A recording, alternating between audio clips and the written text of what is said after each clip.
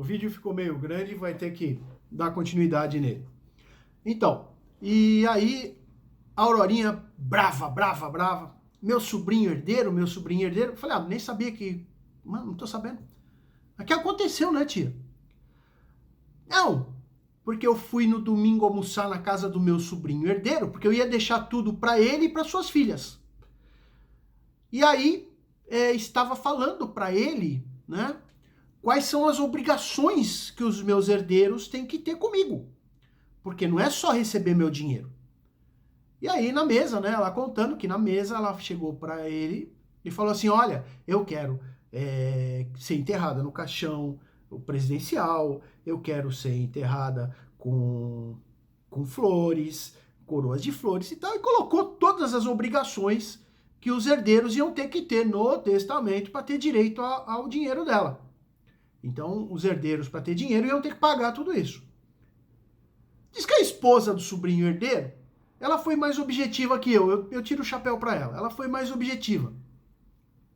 A esposa do sobrinho herdeiro falou assim, ô tia, espera um pouquinho, a senhora tá falando que quer tudo isso, mas assim, de leve, só o enterro da senhora, na época, não sei nem quanto custa hoje, mas na época o caixão custava 5 mil reais. Ela falou, esse caixão custa cerca de 5 mil reais, só o caixão. Mais o enterro, mais as flores, quer dizer, bestamente aí é um enterrinho de 8 mil reais. Mais as missas, as flores, né, decorar uma igreja toda com flores com o seu nome, faixinhas com o seu nome, isso custa, né? Então, quer dizer, só o valor do enterro já são 8 mil reais. Quanto dinheiro a senhora tem guardada? Porque, né, bastante para sobrar, para dividir, né? Aí a tia Aurorinha comendo, deu risada, falou assim, que nada, filha, eu não tenho nem metade desse dinheiro. Diz que a moça olhou para ela e falou, tia, mas pera um pouquinho. Se a senhora não tem metade desse dinheiro para ser enterrada, quer dizer, os seus herdeiros vão ter que colocar dinheiro em cima, vão ter que pagar para suas missas, pagar tudo isso só para ser seus herdeiros? Ela falou, se é meu herdeiro no dinheiro, tem que ser herdeiro nas dívidas.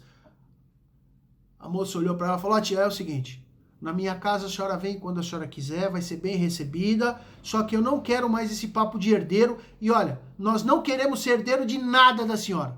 Rapaz, a velha terminou de comer, levantou e falou, estou indo embora.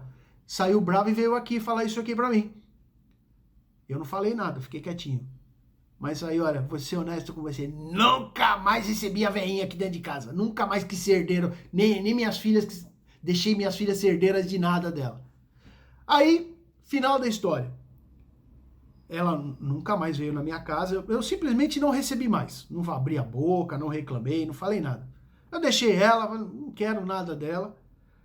E aí, você vê como são pessoas estranhas, né? Eu chamo de pessoa ruim, mas cada um tem uma ideia.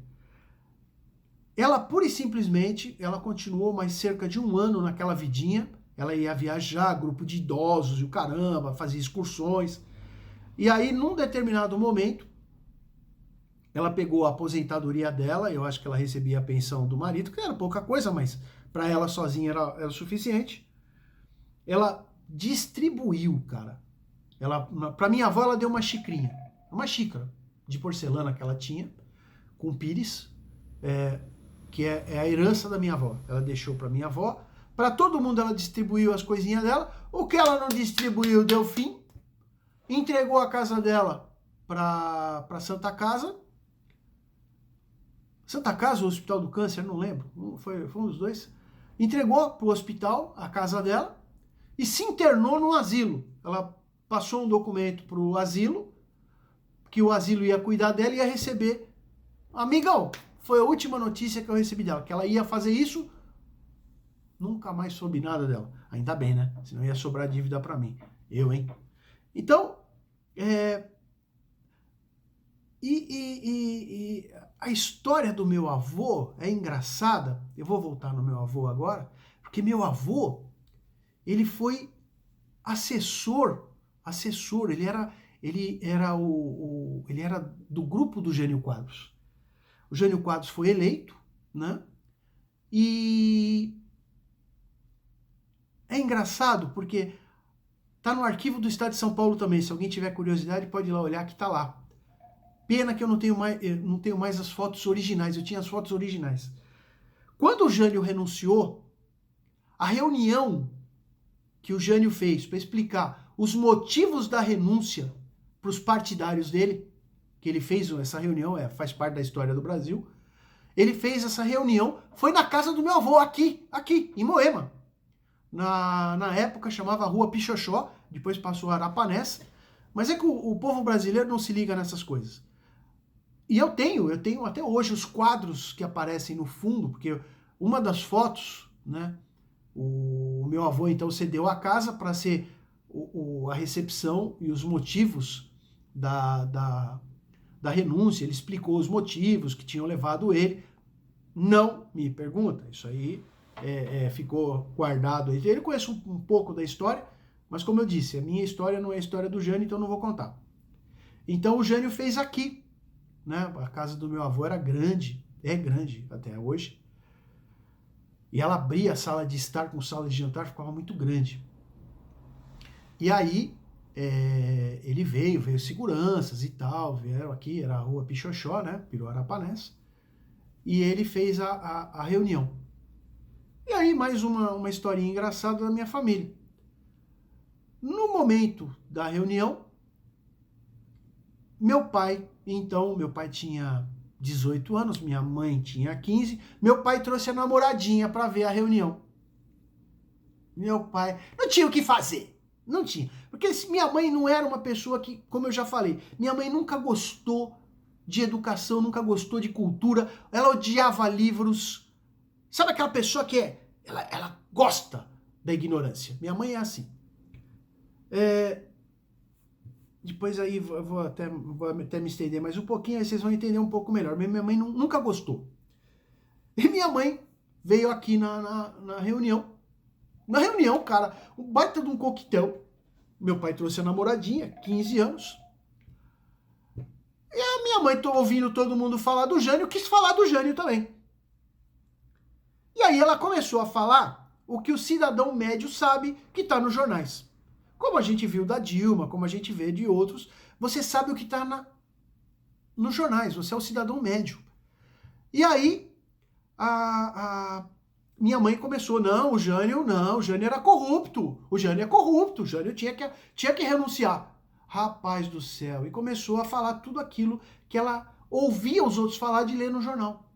O Jânio não valia nada, que o Jânio tinha que renunciar mesmo. E aí, o Jânio que estava começou a ouvir, todo mundo ficou quieto. Todo mundo parou de falar. O Jânio veio, e aí, meu amigo, você ouvia uma agulha cair no chão.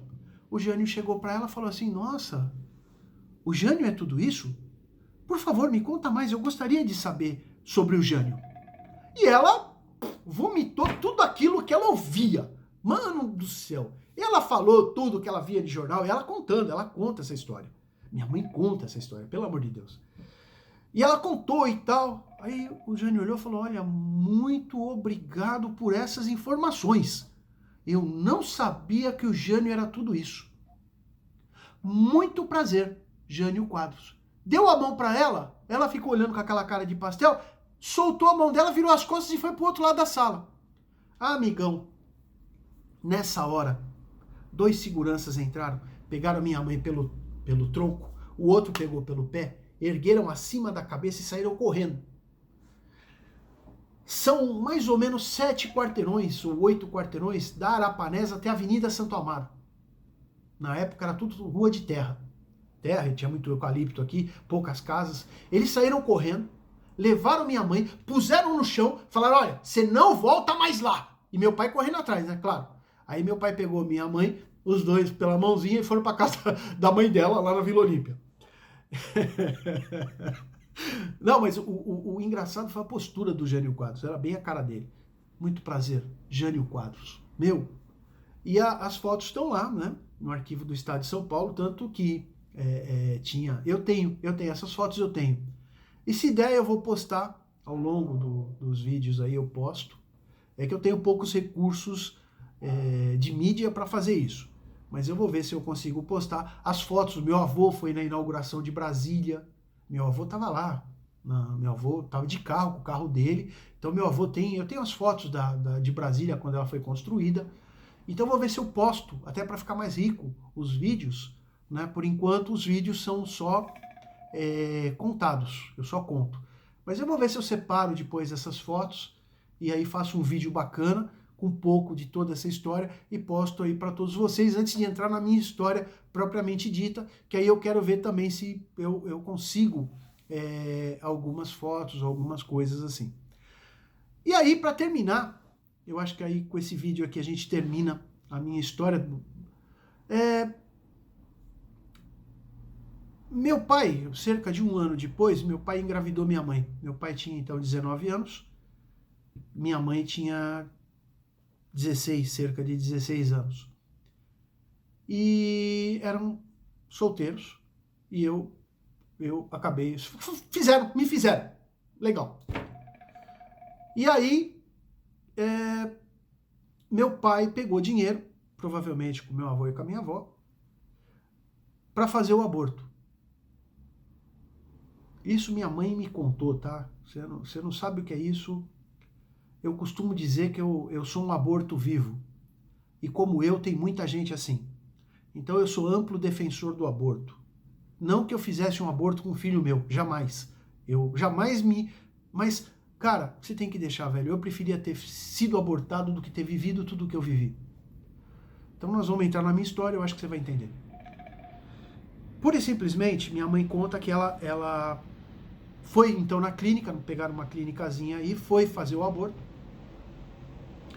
E os médicos enfiaram um monte de coisa dentro dela para retirar o feto, a criança, era eu. E aí vieram com uma seringa, com uma agulha muito grande, porque a agulha tem que furar e atingir o feto. E injeta não sei o que no feto, o feto morre e eles arrancam nos pedaços. Ela ficou com medo da agulha.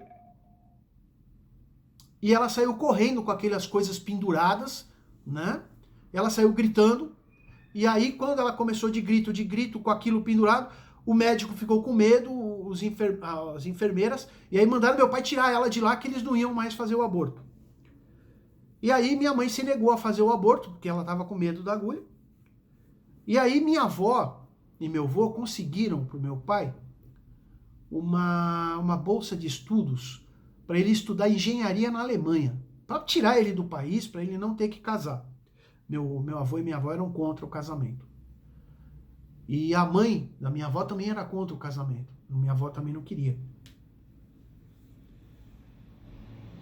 E aí o que acontece? Meu pai iria para a Alemanha estudar, faria inclusive o estágio na Volkswagen da Alemanha, estava tudo combinado, garantido. Aí por algum motivo ele também não aceitou e decidiu casar com a minha mãe. Cara, foi a pior decisão que ele tomou na porcaria da minha vida. Não foi nem na vida dele, foi da minha. Primeiro, que ele virou um alcoólatra. Ele jogava na minha cara que a culpa foi minha. Olha lá, a culpa foi minha. Dele não se dar bem na vida, dele não estudar, dele não ir para a Alemanha. Mentira, ele não estudava porcaria nenhuma. Ele não gostava de estudar. Ele gostava de ler os livrinhos dele, ele lia porcaria. Lia aqueles livretinhos de banca de jornal. Jornal ele lia, mas ele não lia muito isso. E ele jogou na minha cara, foi meu maior inimigo a vida inteira. Isso aí vocês vão ver ao longo da minha história. Foi meu grande inimigo. Tudo que ele pôde me prejudicar, ele me prejudicou, e ele me culpava por ele não ter conseguido ser rico. Minha mãe jogou na minha cara, foi assim que eu soube dessa história, e assim que eu estou contando para vocês, que eu devia a minha vida a ela. Eu devia a minha vida a ela, porque ela não me abortou. Ela não me abortou. Ou seja, você quando passa um negócio desse, as mulheres quando fazem isso, elas jogam na cara dos filhos. Eu conheci outros assim como eu, é normal do ser humano. Elas jogam e a criança passa a ter uma carga. Você vive porque eu não te abortei. Então você deve sua vida a mim. Então com esse discursinho de merda, me perdoe, minha mãe, durante a minha juventude que eu morei lá, minha mãe levou muito dinheiro meu, porque ela levava parte do meu salário, vou contar isso mais pra frente. Ela ficou com muito dinheiro meu, ela pegava dinheiro, eu quero dinheiro, me dá dinheiro, eu fazia cheque e dava pra ela. E o meu pai, toda vez que bebia, meu pai tentou inclusive me matar, também vou contar isso mais pra frente. Então, cara, eu digo pra você, é melhor abortar, é melhor a criança ser abortada do que ela carregar toda essa carga e depois cobrarem dela, né? Depois, sabe, você passa. É melhor você ser abortado e morrer do que você viver uma vida ruim sendo cobrado num ambiente que as pessoas não gostam de você. Já imaginou você chegar num lugar e saber que as pessoas não querem você ali? Minha avó, por parte de mãe, não me queria. Não me queria. Eu fui maltratado, eu sofri muito. Vocês não sabem o que é bullying, cara. Eu vou contar isso aí nos outros vídeos. Vocês não sabem o que é bullying. Eu fui maltratado na família da minha mãe. A família do meu pai também não me aceitava. Então você sabe que você está num lugar sendo mal recebido, maltratado, e você não pode ir embora? Isso é um aborto, cara. Isso é um aborto vivo. Então, para as pessoas que defendem o aborto, são pessoas criadas em boas famílias, famílias cristãs, que têm bons valores, que eu dou o maior valor para isso. Mas eu não fui criado assim. Eu sou um aborto vivo. E eu tô gravando esse vídeo, já tinha começado a gravar. Minha mãe liga no sábado de manhã aqui para mim, dizendo que ela devia ter me abortado quando ela teve chance. Vocês vão entender essa história também mais para frente, que eu vou repetir ela. Minha mãe ligou no meu celular, 8 horas da manhã, num sábado, falando que ela devia ter me abortado, que ela devia ter mesmo, ela se arrepende. E aí eu perdi a estribeira e falei, não, ela devia realmente, porque a coisa que eu mais me arrependo é da minha vida. Eu jamais, pelo menos até agora, né? Não sei daqui pra frente, não terminou a vida ainda, eu não sou adepto ao suicídio. Mas sinceramente, cara, olha, eu vivo mal, eu desejo minha morte a cada momento. Eu não gosto da vida, e não é de hoje. Então, quando vocês falarem, eu defendo, a criança não tem que nascer, não. Deixa abortar. Cada um que carrega a sua cruz. Às vezes, forçar uma criança a nascer é muito pior para a vida dela do que deixar ela morrer em paz. E é o que eu desejaria para minha vida hoje. Se eu pudesse voltar lá atrás, eu falaria, olha, aborta mesmo, é a melhor situação do que carregar tudo que eu carreguei, viver tudo que eu vivi, sofrer tudo que eu sofri. E chegar agora nesse momento, né, que eu gravo os vídeos, e aí alguém vai perguntar, pô, mas se você carrega tudo isso, você odeia a vida? Eu odeio mesmo. Eu gostaria, eu acordo de manhã odiando o dia. Mentira essa história de Deus é uma grande mentira, eu tive que aprender, eu não sou ateu, eu acredito que Deus existe, mas Deus é uma grande mentira. Tudo sobre ele é mentira. A minha vida foi uma grande mentira, uma grande tragédia, porque a tragédia ela depende de quem sofre. O sofrimento, só quem passa é que pode medir. Eu costumava dizer isso há algum tempo atrás. Tem crianças com síndrome, se você passar a mão no braço delas, elas sentem dor, não sentem um carinho. Então isso vai muito da pessoa que sente. E aí eu espero que vocês entendam. E para que eu deixo esse vídeo? Eu tô com 56 anos, então aos meus 56 anos eu decidi deixar isso gravado, para que algum descendente meu possa ver e possa saber quem eu sou. Ao invés de viver por histórias que terceiros contam. É para isso que eu tô deixando esses vídeos. Não é para ganhar like na internet, não é para ser julgado. Eu não tô aqui para ser julgado e quero que se dane. Você não tem direito, você que tá me assistindo, não tem o direito de me julgar. Ninguém tem o direito. Porque quando eu tive sozinho. Eu fiz as minhas escolhas sozinho. Eu passei sozinho. A vida não vem com manual de instrução. E eu tava lá sozinho, eu tive que escolher, e eu fiz as escolhas, que eu achei que eram as melhores. Muitas foram as melhores e não deram certo.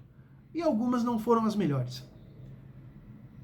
E eu queria deixar isso aqui para que quem sabe, porque minhas filhas, cara, eu vivo há 14 anos hoje sem minhas filhas olharem na minha cara, sem minhas filhas quererem saber quem eu sou.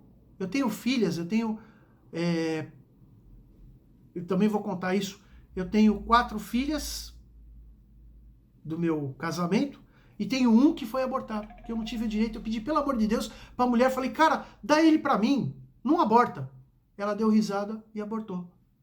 E aí, a partir daquele dia, eu jurei, falei, nunca mais eu vou defender o aborto. Eu vou defender a proibição do aborto. Porque eu pedi, pelo amor de Deus, ela foi lá, o aborto é proibido, ela falou, fez, e jogou o meu filho no meio do mato. Quem sabe numa fossa, deu descarga. O rato comeu. Isso me dói toda vez que eu penso nisso. Então, quando eu defendo o aborto, eu defendo por causa disso, por causa dessa passagem de vida, onde eu falo assim, eu preferia que um filho meu fosse enterrado, um feto fosse enterrado como gente, do que fosse jogado para um rato comer como um lixo. É por esse motivo que eu defendo. Eu fiz tanto, minhas filhas não olham na minha cara, não querem saber quem eu sou. Então eu deixo isso para quem sabe um dia um filho delas, ou quem sabe elas, queiram saber quem eu sou, e eu deixei esses vídeos gravados na internet. É para isso. E eu espero, durante esses vídeos todos, que agora eu começo a entrar na minha vida propriamente dita, sejam interessantes. Né? Eu espero que tragam alguma coisa para vocês. E falem. Muitas vezes a gente tem muitas dores e pensa que nós somos os únicos. Não, tem muita gente carregando dores iguais. Como eu vi do aborto, como eu estou falando agora, né? Eu achava que eu era o único aborto vivo. Eu conheci outras pessoas que passaram por isso também. Então, ajudam a gente sabendo que não é o único. Isso não é só na minha vida. É uma extensão da humanidade. Ajuda a gente a enfrentar isso aí sozinho. Tá bom? Então, muito obrigado. Desculpa por qualquer coisa e espero que vocês curtam os próximos vídeos, que é minha vida propriamente dita. Muito obrigado.